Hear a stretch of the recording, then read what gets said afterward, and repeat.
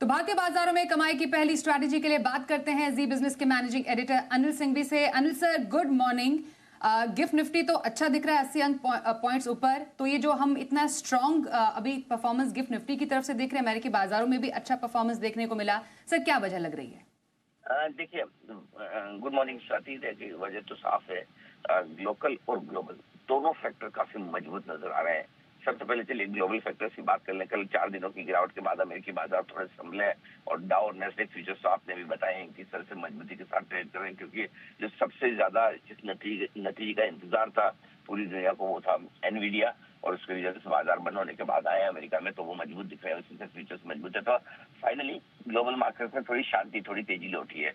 एक फैक्टर वहां से, लेकिन उससे ज्यादा कहीं इंपॉर्टेंट फैक्टर हमारे अपने हैं, जैसे कि लोकल मार्केट्स का। और कल के सेशन में अगर आप देखें तो निफ्टी ने फिर से 26,000 के ऊपर क्लोजिंग देने की कोशिश करी, तो दी है क्लोजिंग। और लगभग एक साल की ऊंचाई पर बंद हुआ है। 26,053 की क्लोजिंग आई है एक साल की, और हम 26,052 पर बंद हुए। मतलब आप एक तरह से समझ लीजिए सेकंड बेस्ट क्लोजिंग पूरे साल भर की आपको मिली है, राइट।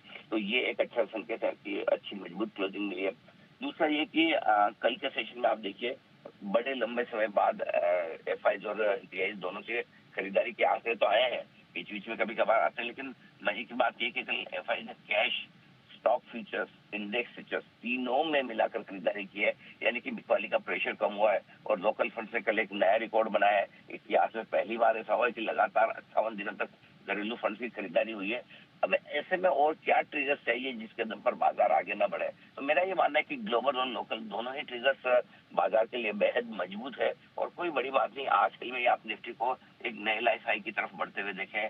26,277 जो हमने सितंबर 2024 में लाइफ हाई बनाया था, बाजार उसके बेहद करीब पहुंचने की कोशिश कर रहा है। अगर आज एक अच्छी मजबूत क्लोजिंग मिल जाए 26,100 के ऊपर, तो बढ़िया और बड़ा ब्रेकआउट भी मिलने की पूरी संभावना है। जी। तो जैसा आपने बताया सर कि ग्लोबल और लोकल ट्रिगर से बहुत मजबूत है। थोड़ा सा और डिटेल में अगर निफ्टी बैंक के इंपॉर्टेंट लेवल्स बताएंगे जिस पर नजर रखी जाए।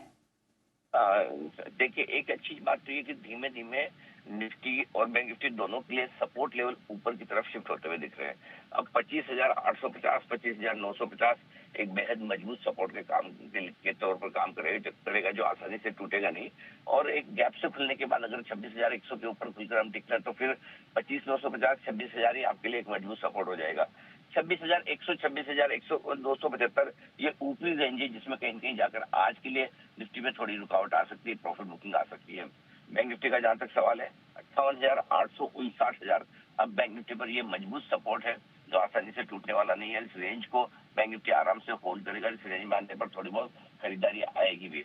अब जहां तक ऊपर के लेवल का सवाल है, कल आपने देखा है बैंक निफ्टी फिर से इंट्राडे और क्लोजिंग बेसिस दोनों पर लाइफ हाई पर बंद हुआ है, तो ऊपर के लेवल ज्यादा है नहीं।